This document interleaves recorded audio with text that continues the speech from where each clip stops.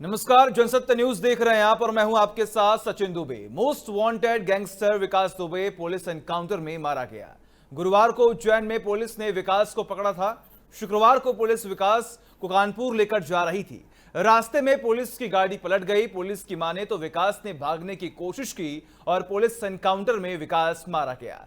विकास दुबे पर 5 लाख का इनाम था और अब इस एनकाउंटर को लेकर कई सवाल खड़े किए जा रहे हैं कि क्या एनकाउंटर फर्जी है। विकास की कार पलटी क्योंकि सरकार न पलटे, ऐसा कहा जा रहा है। कानपुर की सीमा में आने के बाद एसटीएफ के काफिले की गाड़ी का एक्सीडेंट कैसे हुआ, यह भी एक सवाल है। ऐसे कई सारे सवाल हैं। क्या विकास दुबे के साथ दफन हो गई है यूपी के कई सफेद पोशों की काली कहानियां? एसटीएफ की गाड़ी कैसे पलटी, किन हालात में एक्सीडेंट हुआ?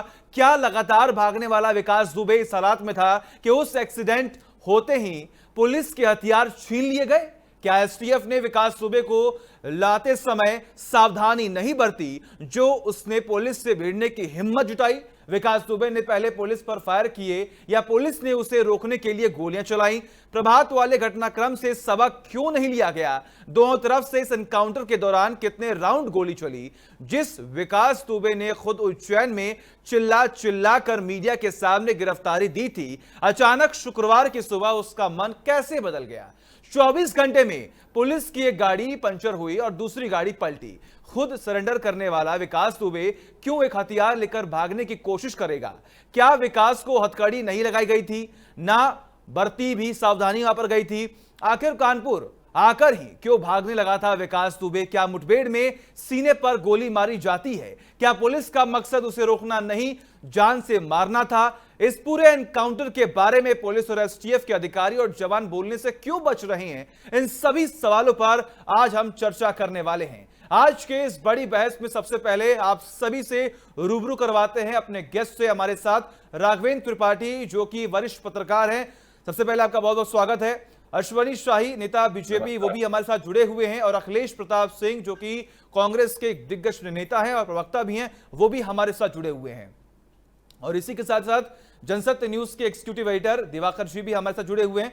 फिलहाल चर्चे का जो शुरुआत है वो करते हैं। सबसे पहले सवाल मैं करूंगा अश्वनी शाही जी से। अश्वनी जी, जिस तरीके से पूरे एनकाउंटर, अगर पूरे घटनाक्रम को देखा जाए तो लगातार बीजेपी सरकार पर कई सवाल खड़े किए जा रहे हैं कि क्या एनकाउंटर जो था वो फर्जी था, और अगर एनकाउंटर में विकास दुबे को मारा गया है तो कहीं ना कहीं आने वाले समय में बहुत ऐसी सारी चीजें हैं जो इसमें, इस पूरे मामले में विकास दुबे का जो साथ दे रहे थे वो अब छुप जाएंगे, अब उनके नाम जो सामने है वो नहीं आ पाएंगे।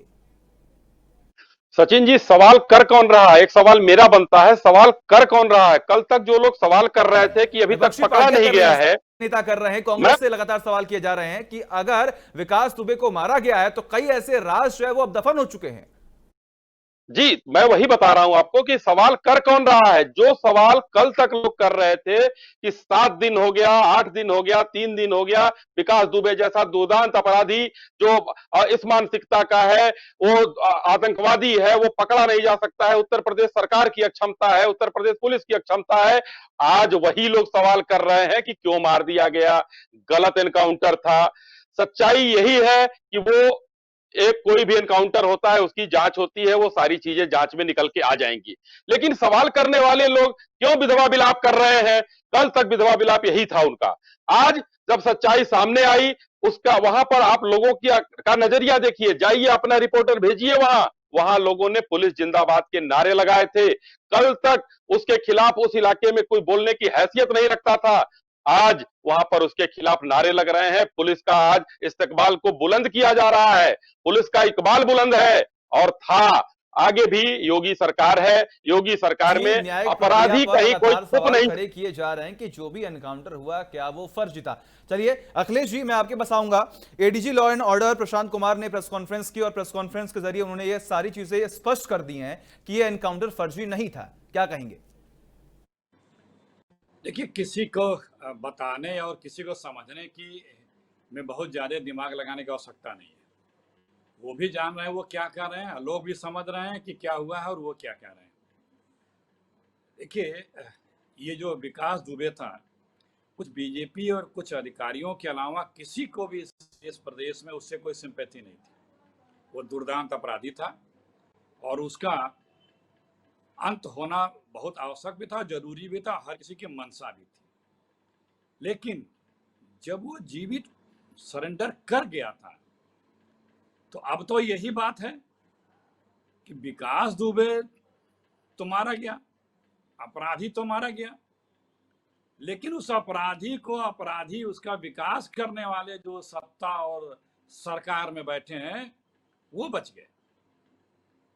क्योंकि वो जो राज बताता, जो राज उगलता, जो जानकारियां देता, जिसने विकास दुबे का इतना विकास किया, उन लोगों की जब फहरिस्त सुनाता है तो यह सरकार और सत्ता के लिए बहुत भारी पड़ता है।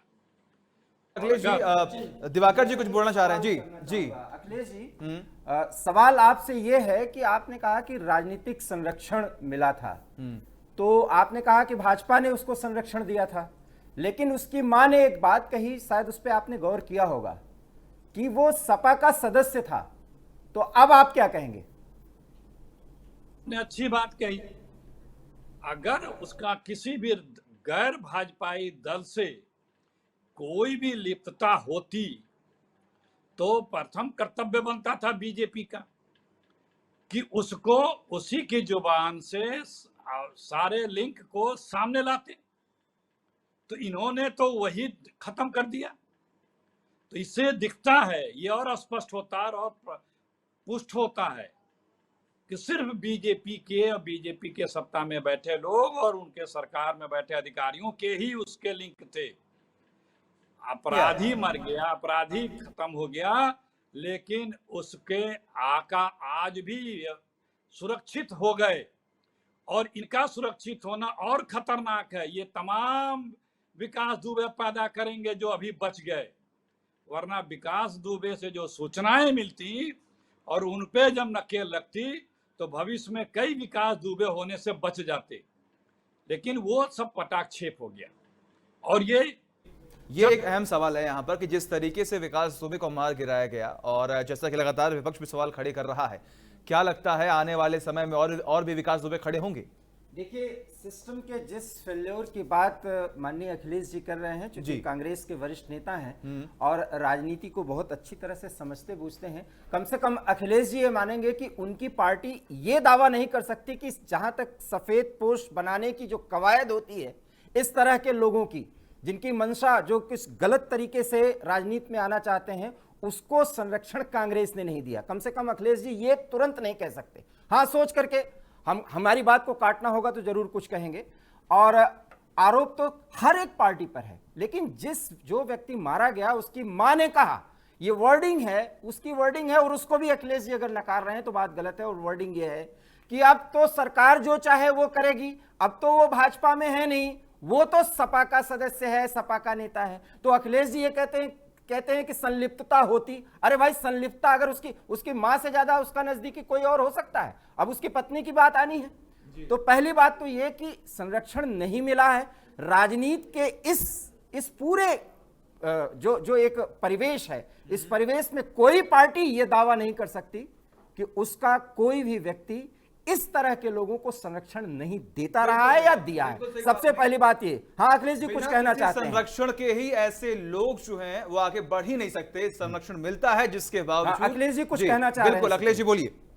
आकर जी की बात का मैं जवाब दे दूं। दो बातें इन्होंने उठाई। पहली बात कही कि उसके मां ने समाजवादी पार्टी से लिंक बताया। जी, अगर किसी ने किसी दल से लिंक बताया तो क्या उसको इतनी इम्यूनिटी मिल गई कि कोई सत्तारूढ़ दल उस अपराधी पे हाथ नहीं लगा सकता है? ये कहाँ का तर्क है? अगर वो है तो कानून अपना काम सबूत दे बतावे। इसका मतलब ये थोड़ी ना कि आप उन चीजों को, उसको अधिकार मिल गया कि बीजेपी अब उसका कुछ नहीं करेगी या सरकार उसका कुछ नहीं करेगी। दूसरी बात, इन्होंने कहा कि कांग्रेस ये नहीं कह सकती कि उसके यहाँ अपराधी नहीं है। मैं दावे से कहता हूँ, दावे से, अब बता दूंगा कब से राजनीति में अपराधीकरण शुरू हुआ। 89 तक कांग्रेस यूपी में सरकार में थी। एक अपराधी का नाम बतावें, निर्दल विधायक या और लोग तो हो गए थे, जो बड़े अपराधी रहे हों उसमें कांग्रेस ने किसी एक को मंत्री तक बनाया हो या प्रदेश का पदाधिकारी तक बनाया हो। मैं आपको चैलेंज करता हूं। और 89 के बाद कई अभी गिनाना शुरू कर दूं कहां से राजनीति में या मंत्रिपरिषद में अपराधी आना शुरू हुए। सबसे पहले कल्याण सिंह का जब मंत्रिमंडल ओथ लिया था तोड़ करके, तो 9 या 10 सबसे उत्तर प्रदेश के गैंगस्टर, जिनमें 2-3 को यूपी पुलिस ढूंढ रही थी, और उसी राजभवन में मेरे बगल में तत्कालीन डीजीपी बैठे हुए थे, वो कह रहे थे माननीय को तो हम लोग ढूंढ रहे हैं और यहाँ ओथ ले रहे हैं। ये उनके शब्द थे। और कितने बने थे गिन लीजिए, पूर्वांचल से लेके बिहार, पूरा इलाहाबाद, प्रतापगढ़, पश्चिम, सब जगह के हार्ड कोर क्रिमिनल जो फरार थे वो मंत्रिमंडल में ओथ लिए थे। बीजेपी ने अपराधियों को लाल बत्ती दे करके नवाजने का सबसे पहले राजनीति में शुरुआत की थी। तो ये मत कहिए। और अगर कांग्रेस का कोई उदाहरण हो, मैं आपको उदाहरण दे सकता हूं। जिस दिन 1-2 अपराधी कांग्रेस में थे, उन पर मुकदमे दर्ज हुए, मैंने प्रेस नोट जारी करके उनको बतौर विधायक पार्टी से बाहर के, तब मैं यूपी कांग्रेस का प्रवक्ता हुआ। जी, और राघवेंद्र जी और दिवाकर जी, मेरा आप सभी से एक ये सवाल है कि आखिर ये लोग पनपते क्यों हैं? बहुत अहम सवाल किया है। अखिलेश जी के इस सवाल का जवाब दें, क्योंकि उन्होंने कांग्रेस की पूरी हिस्ट्री पर कहा है हमारा किसी पार्टी के खिलाफ कुछ बोलने का न तरीका बनता है और न हम उसके लिए अधिकृत हैं। हम एक पत्रकार हैं, लेकिन इनको हम इनके बात का जवाब देंगे। राघवेंद्र जी, अखिलेश जी की बात से आप पूरी तरह से तारुफ रखते हैं? जो ये कुछ कह रहे हैं बिल्कुल सही है? फिर हम इनको गिनाएंगे।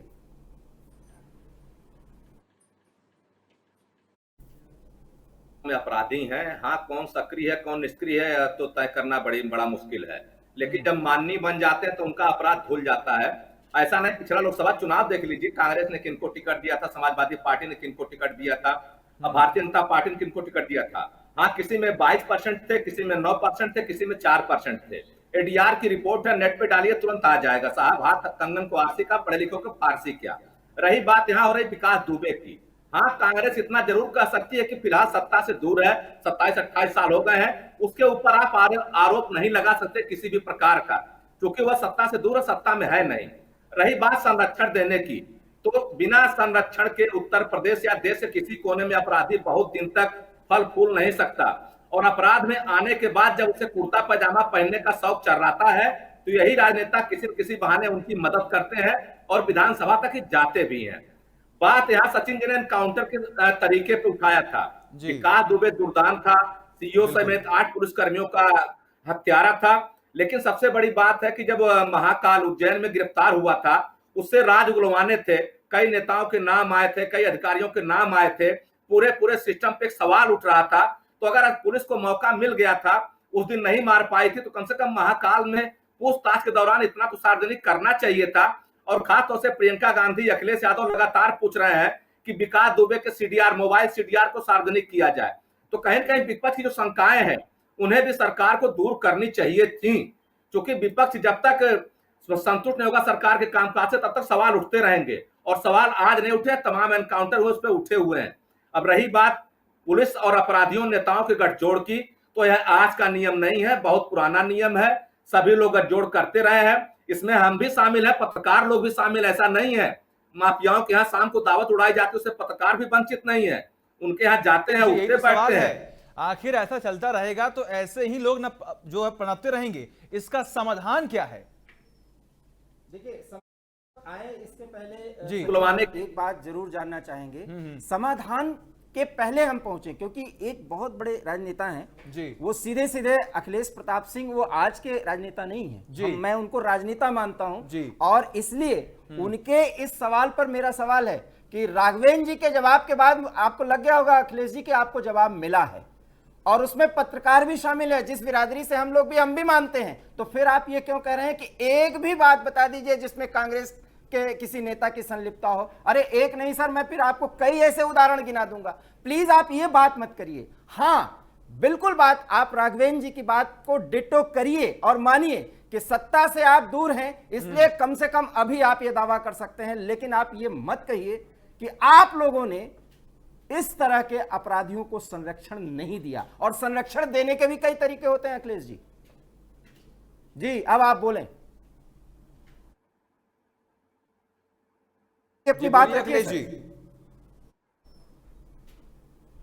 कांग्रेस ने किसी भी अपराधी का महिमा मंडन नहीं किया। मैंने आपको बताया कि मंत्री बना के लाल बत्ती लगा के सत्ता का सुख देने का काम बीजेपी और उसके बाद की पार्टियों ने किया। कांग्रेस के समय तक कोई अपराधी का महिमा मंडन किया होगा तो मैंने आपसे पहले भी कहा। दूसरी बात, जब ये सरकार वोट ली थी तो एडीआर ने खुद कहा था कि जो मंत्री परिषद थे उसमें 45% दागी लोग थे, अपराधी थे, और शीर्ष से ही थे, माननीय, उसके बाद उपमाननीय, उसके बाद तमाम लोगों को। तो ये अपराधी पसंद जिसको है वो दिख रहा है।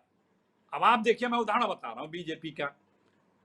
मोदी जी की सरकार जब बनी तो 2 केंद्रीय मंत्रियों पे आरोप लगे थे बलात्कार के, वो दोनों हटाए नहीं गए थे। आज भी गुजरात में एक मंत्री का विधानसभा सदस्यता भ्रष्टाचार में लिप्त हो गई थी, लेकिन उसको मंत्री परिषद से नहीं हटाया गया, अपने आप हटा देना चाहिए था। सुप्रीम कोर्ट जज चले गए स्टे लिए। जब मोदी जी मंत्री थे तो भी एक मंत्री को 4 साल की सजा हो गई थी और कानून था कि 3 साल से ज्यादा पे उनका मंत्री परिषद हटा देना चाहिए, और वो भ्रष्टाचार में उनका सजा हुई थी, फिर भी उनको रखा गया था। तो और जितने अपराधी हैं जिनको ये लोग दुर्दांत खूंखार अपराधी बीजेपी के लोग बताते हैं, जब इनके यहाँ जाते हैं तो इनके यहाँ कोई ऐसी मशीन है कि जिसमें वो सब दाग धुल के बाहर आ जाता है, और बड़े शौक से उसको बताया जाता है कि अभी अपराधी नहीं, उधर थे तो थे, अब हमारे यहाँ आगे गंगा में मिल गई नदी, अब वो पवित्र हो गई। तो अपराधियों के बल पे सरकार बनाना, सरकार में रहना, और सरकार के अपराधियों को, अब देखिए मैं बहुत छोटा सा उदाहरण दे रहा हूं दिवाकर जी। दुनिया की पहली सरकार होगी उत्तर प्रदेश जिसने अपराधियों से मुकदमे वापस लेने की पॉलिसी बनाई, विधानसभा में बना करके, और खुद कहा कि 20,000 लोगों से मुकदमे वापस होंगे, और मुकदमे वापस हुए। और जितने बीजेपी के लोग थे पश्चिम उत्तर प्रदेश से, केंद्रीय मंत्री, प्रदेश के मंत्री, विधायक, सांसद, तमाम लोगों के, कितने लोगों के मुकदमे वापस हुए। यहां तक कि जो मुकदमे कुछ नहीं वापस हुए, जैसे इलाहाबाद में जवाहर हत्याकांड, डिस्ट्रिक्ट कोर्ट से मुकदमा वापस हो गया था, पीड़ित पक्ष हाई कोर्ट चला गया, फिर वो कैंसिल हो गया वापस होना। अदालत ने 3 लोगों को आजीवन कारावास दिया जिनके मुकदमे वापस किए गए। यदि हाई कोर्ट ने उसमें इंटरवीन नहीं किया होता तो वो लोगों को सजा नहीं होती, वो लोगों को आजीवन कारावास हुआ। इसी तरह हमारे चिन्मयानंद जी का। तो ये जिस सरकार की नीति हो मुकदमे, ठीक है, मैं मानता हूं। एक बार अश्विनी शाही जी आप इस पूरे मामले का पर जवाब दें तो फिर हम सवाल करें कुछ। जी दिवाकर जी, देखिए अखिलेश जी बड़े राजनेता, बड़े भाई हैं हमारे, और बहुत उनका अनुभव रहा है, मैं बहुत सम्मान करता हूं। लेकिन उन्होंने 2-4 बातें बहुत स्पष्ट रूप से भाजपा के ऊपर आरोप लगाया, उसका मैं उनको जवाब पॉइंटेड देता हूं कि उन्होंने सबसे पहले कहा विकास का संबंध बीजेपी के कुछ नेताओं और अधिकारियों से था सिर्फ। तो उसका जवाब आपने दिया कि उसकी मां कह रही है कि वो सपा का मेंबर था, उसकी 20,000 की पर्ची कटाई गई, सारे मीडिया चैनलों पर चला, सब उस चुनाव लड़ा 2005 में 5 में सपा की सरकार थी, उसमें उसको गनर मुहैया कराया गया था। उसके ऊपर जो आरोप लगे थे 2001 में हत्या के, उसमें हाई कोर्ट में अपील तक नहीं की गई, ये सपा सरकारों की चीज थी, तो इसमें कोई वो नहीं। लेकिन एक फिर भी मैं एक अंडरलाइन करके चीज को बोलना चाहता हूं कि विकास दुबे दुर्दांत हत्यारा था, वो उसको कोई नकार नहीं सकता है। हम लोगों को इससे ऊपर उठ के बात करनी चाहिए। दूसरी बात, अखिलेश जी ने जो कहा कि कोई भी एक हमको साबित कर दे, मैं 2-4 वाकये गिनाना चाहता हूं। इमरजेंसी के दौरान जो उस समय युवा अपराधी पनाह पाए कांग्रेस में, जिसको सुप्रीम कोर्ट तक ने सजा दी, जगदीश टाइटलर कहां की पैदाइश है, सज्जन कुमार कहां की पैदाइश है, इंदिरा जी ने भिंडर वाले को क्यों पाला, ये सब भी एक चीज है। बलात्कार का मामला जो भारतीय जनता पार्टी का अखिलेश जी ने उठाया, मैं उठाना चाहता हूं कि राहुल गांधी जी के ऊपर, जो इनके पूर्व अध्यक्ष थे, उनके ऊपर भी मुकदमा चला। आज उनके सोनिया जी और राहुल जी दोनों जमानत पर बाहर हैं एक अखबार के केस में। ये देखिए, ये मुकदमे हैं। और कांग्रेस ने, पूर्वांचल के रहने वाले अखिलेश जी हैं, मैं भी अखिलेश जी के जिले का ही रहने वाला हूं, और हम लोगों से ज्यादा कांग्रेस, ये नहीं जानेगा आदमी कोई कि हरशंकर तिवारी को पनाह किसने दिया, अमरमणि को पनाह किसने दिया। ये दूसरी बात है कि इन्होंने कहा कि मंत्री नहीं बनाया हमने, लेकिन उनकी पैदावार माननीय मुख्यमंत्री जो इस समय स्वर्गीय वीर बहादुर सिंह जी का कि वहीं पर प्रादुर्भाव हुआ राजनीति में अपराधियों के खात्मे को लेकर, जब वो आए उसके पहले से कांग्रेस के मुख्यमंत्री और कांग्रेस की सरकारें हुआ करती थी जो सिर्फ और सिर्फ अपराधियों को पनाह दिया करती थी। एक दो नहीं है, अभी हजारों नाम ऐसे पड़े हैं पूरे देश में जिसको कांग्रेस के द्वारा पनपाया गया है। और वीर बहादुर सिंह ने हरशंकर तिवारी, अमरमणि, वीरेंद्र शाही, जितने भी लोग वहां थे उनको हटाने के बाद अपना अधिकार वहां पर जमाया, राजनीति पर उत्तर प्रदेश में प्रभुत्व जमाया था। लेकिन अब ये हम कैसे नकार दें, क्योंकि जो राघवन जी ने कहा 30 साल से सरकार में नहीं है तो डायरेक्ट आरोप नहीं लग सकता है, लेकिन आरोप सब पर हैं और एक समीक्षा करने की जरूरत होती है राजनेताओं को, अधिकारियों को। आप इस पर डाले प्रकाश कि आखिर आप मुस्कुरा क्यों रहे थे? अश्विनी शाही साहब ने जो बातें कही, राघवेंद्र जी ने जो बातें कही, लगता था कि अगर ये लोग ये बातें नहीं करते तो हम यही बात अखिलेश जी के सामने रखते। और अखिलेश जी जितने नाम लिए गए हैं, फिर मैं उन नामों को नहीं लेना चाहता हूं क्योंकि बहुत संजीदगी से बात करनी चाहिए, कुछ दायरे होने चाहिए, लेकिन चूंकि वो राजनीतिक पार्टी से संबद्ध हैं और जब आपने उनको कुरेदा तो उन्होंने आपको जवाब दिया और इस जवाब से मैं सहमत हूं। और अब आप ये जस्टिफाई करिए कि जिन नामों का इन्होंने जिक्र किया क्या वो अपराधी नहीं थे या उनका अपराध से कोई नाता नहीं था। यहां तक यही नहीं, अपराध का संरक्षण मिला कि नहीं मिला, अपराध कैसे फले फूले उसको डेवलप करने में उन लोगों ने योगदान दिया या नहीं। बस अखिलेश जी इसी बात का जवाब मैं चाहता हूं। काम इन्होंने लिए गोरखपुर के, वो जब तक कांग्रेस में कभी भी नहीं रहे वो लोग, और खुद इन्होंने वीर बहादुर सिंह का नाम लिया कि वो निर्दल विधायक थे, कई बार निर्दलीय हुए थे, बाद में इनकी पार्टी में आए, दूसरे पार्टियों में गए, कांग्रेस में नहीं थे। दूसरे इन्होंने एक दो हमारे नेताओं का नाम लिया, वो किस तरह से फर्जी मुकदमे में फंसाया गया है वो बात अलग है। एक हत्या, जघन्य हत्या, मास किलिंग, प्रोफेशनल किलर, ये और दूसरे धाराओं में, राजनीतिक धाराओं में अंतर होता है। और आज जो प्रोफेशनल किलर्स हैं, आज 3 साल से उत्तर प्रदेश में बीजेपी की 3.5 साल से है और उस दौरान पूरी सरकार इस विकास दुबे को आश्वासन दे रही थी, सपोर्ट कर रही थी, प्रमोट कर रही थी, बढ़ा रही थी। यहाँ तक कि जो अधिकारी उसके खिलाफ कार्रवाई के लिख रहे थे, वो डिप्टी एसपी सहित डिप्टी एसपी, उसके पत्र पे भी अगर कार्रवाई कर दिया गया होता तो ये घटना नहीं होती।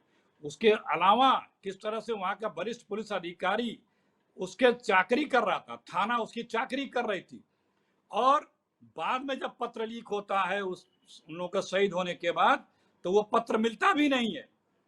जांच होती है, जांच में पाया जाता, लखनऊ की आईजी जाती है, जांच करती है, पाया जाता कि वो सब सही था। तो फिर क्यों ये सरकार छुपा रही थी सारी चीजों पे? कार्रवाई क्यों नहीं हुई उन लोगों को, अधिकारियों पे? इससे हम सहमत हैं। और यही मुद्दा है, जनसत्य न्यूज यही चाहता है कि आने वाले समय में और विकास दुबे पैदा ना हो, जो न्यायिक प्रक्रिया है उसके हिसाब से कार्रवाई हो, जो सिस्टम में घोटाले हो रहे हैं, जो सिस्टम में ये तमाम जो लूप है वो सही हो जाए। बिल्कुल सचिन, आपने सही कहा और अखिलेश जी का ये सवाल मौजू है और अश्विनी शाही साहब आप इसका जवाब दें उसके पहले राघवेंद्र जी, ये बात जो है कि इसको पुलिस के ही लोग जो है वो पाल पोस रहे थे, तो संरक्षण का देने का काम तो शासन पर लगेगा ना। राघवेंद्र जी, इसकी जो वस्तुस्थिति है इस पर थोड़ा आप नजर डालें, फिर इसका जवाब अश्विनी साहिब देंगे इसको। देखिए दिवाकर जी, पुलिसकर्मी बहुत छोटी इकाई है।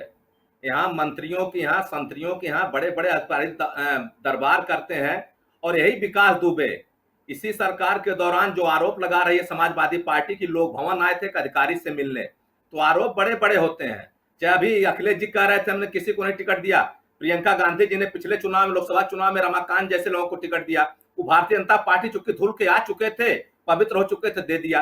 लेकिन सबसे बड़ी बात है कि अपराधी है कौन?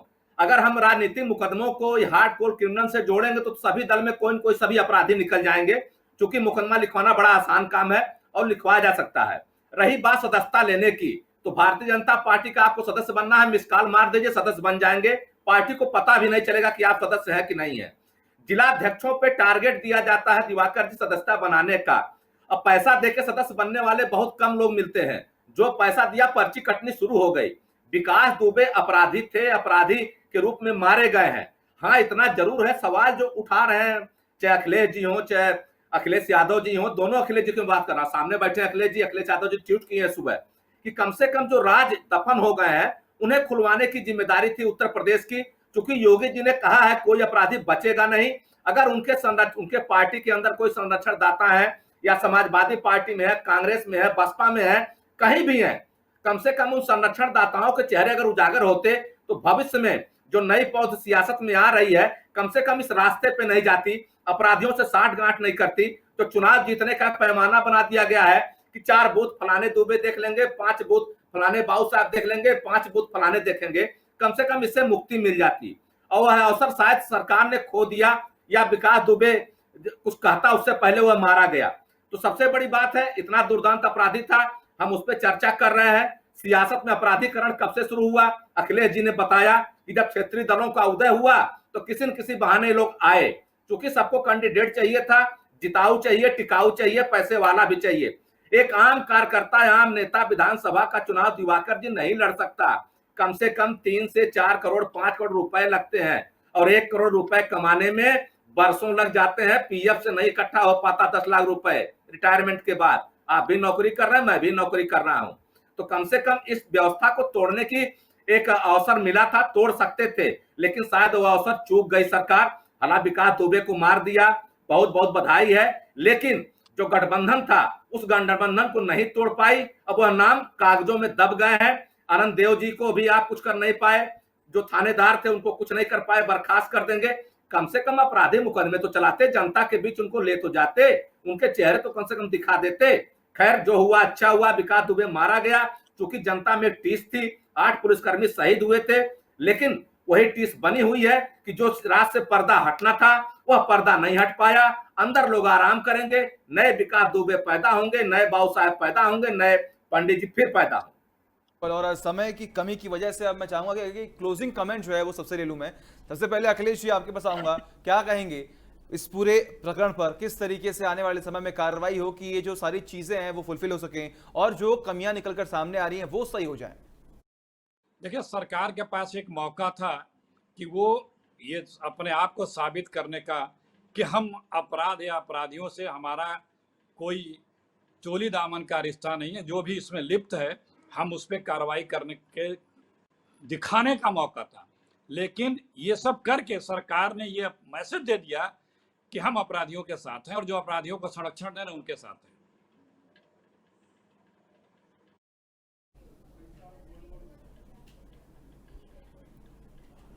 अश्वनी जी, आवाज आ रही है आपको? जी, क्लोजिंग कमेंट चाहूंगा आपसे। अखिलेश जी ने बोला कहीं ना कहीं सरकार ने एक मौका जो है वो खो दिया है। जी सचिन जी, देखिए मैं ये कहना चाहूंगा, राघवन जी को भी बताना चाहूंगा, अखिलेश जी को बताना चाहूंगा, 24 घंटे पहले वो पकड़ा गया है। 24 घंटे पहले पकड़ने के बाद चाहे मध्य प्रदेश की पुलिस हो या उत्तर प्रदेश की एसटीएफ हो, सिनेमा नहीं देख रही थी उसके साथ। उस बीच में पूछताछ जरूर हुई होगी, और बिना पूछताछ के कोई वहां से 18 घंटा 20 घंटा नहीं बिताएगा अपराधी के साथ। तो एक तो ये कहना कि मौका चूक गई है सरकार ने, अब मार दिया वहां पर जो है उस अपने को बचाते हुए गोली चला के अपराधी भाग रहा है, मारा गया।